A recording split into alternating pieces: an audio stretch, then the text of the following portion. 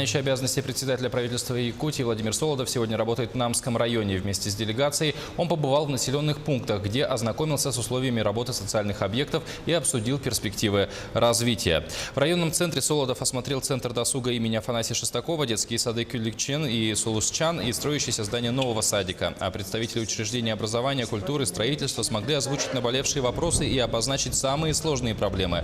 С руководителями учреждений наметили план по строительству и завершению строительства объектов.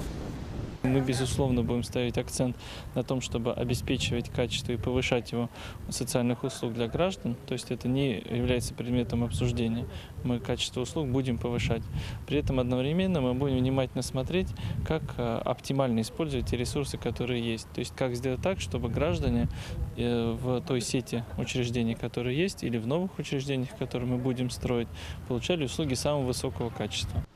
В Якутии идут работы по установлению границ лесничеств. Мероприятия выполняют в Амгинском, Верхневилюйском, Горном, Мегино-Кангаласском, Нюрбинском, Нерюнгринском, Усьмайском, Хангаласском и Якутском лесничествах. Завершить их должны до конца года.